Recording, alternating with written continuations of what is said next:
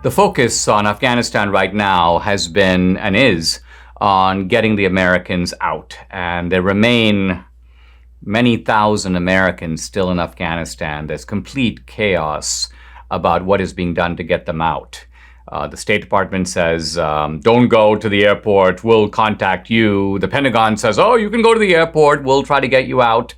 And the Taliban has just issued a statement basically saying if these guys are not out by August 31st, we're not extending the deadline. You're on your own after that. So the Taliban is calling the shots. It's kind of eerie to watch the pleading attitude of the Biden people who are conceding that the Taliban, and not they, are in charge. Think of it, in charge of thousands of American lives.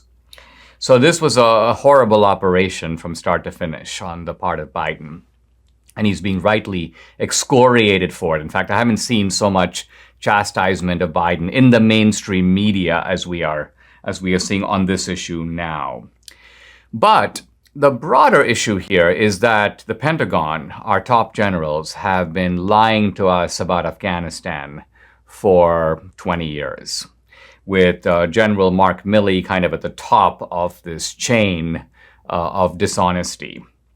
Now, Milley, just recently, this is July 21st, this was his press conference where he says, I'm now quoting him, the Afghan security forces have the capacity to sufficiently fight and defend their country.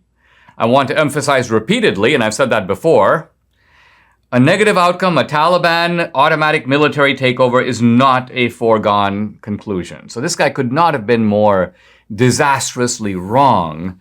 But it's not just a matter of being in error, because as you poke around and look into this Afghan situation, you realize that these are people who knew that things were going badly. They even said they were going badly, but they were always cooking the books. They were always trying to come up with metrics. And think about it, when you are looking for metrics, you can always find something.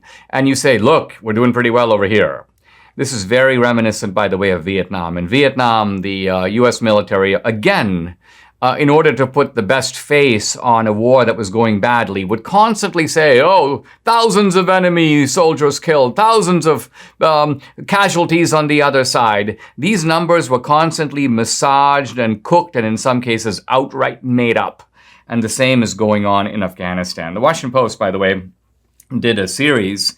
Now, this goes back to 2019. They were probably doing it to go after Trump. But nevertheless, it's called At War with the Truth. And I'm just going to read this up. But U.S. officials constantly said they were making progress. They were not, and they knew it. So this is the point. And we're talking here about military officials, but we're also talking about State Department officials, Defense Department officials, and we're talking about media collaborating with those lies. Let me focus in a little bit on Milley, because here's a guy who recognized that there was a rapidly deteriorating situation in Afghanistan. How do I know this? Because he did.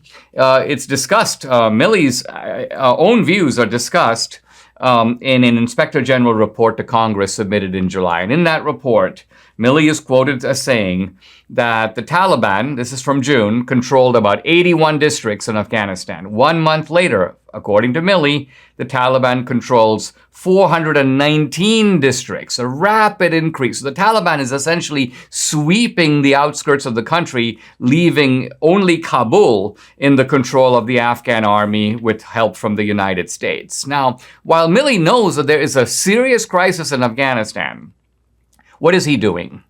He's really focused on January 6th. In other words, he's not being a general. He's being a politician masquerading as a general. And so what does he do? He shows up and he says, oh, I'm trying to understand white rage. First of all, he should be understanding Taliban rage. He should be focused on the job of a general, which is to win our wars. Instead, this buffoon, this costumed clown is showing up before Congress talking about his own psychological inner condition. I mean, who knows what goes through this man's head? You know, what would life be like if I wore high heels tomorrow? What if I had a transgender surgery? Would I be a better general?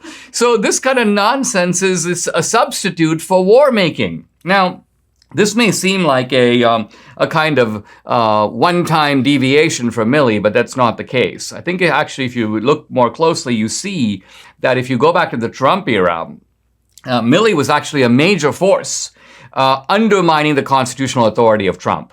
When Trump was talking about invoking the Insurrectionary Act, and let's remember the Insurrection Act, remember this was when there was a real insurrection going on.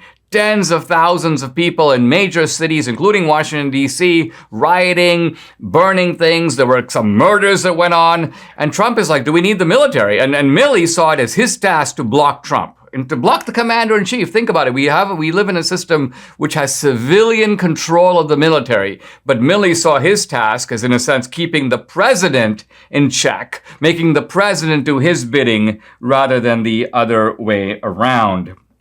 So here's a guy, I think, dishonest to the core. Someone who, and he's not the only one, is looking out for his career move. Who's the one who's going to have a say over my next move? Will I get another star? Will I have a comfortable retirement? Can I move onto the board of the Raytheon Corporation? So in other words, these are careerist types who are deserving of major public distrust. I mean, to some degree, when I put together all the things this guy done, I think the guy needs to be court-martialed. Of course, he's not going to be court-martialed. He needs to be fired. Of course, he's not going to be fired. He needs to resign. He's not going to resign. But this is the fate that, even if it doesn't come his way, is the one he richly deserves.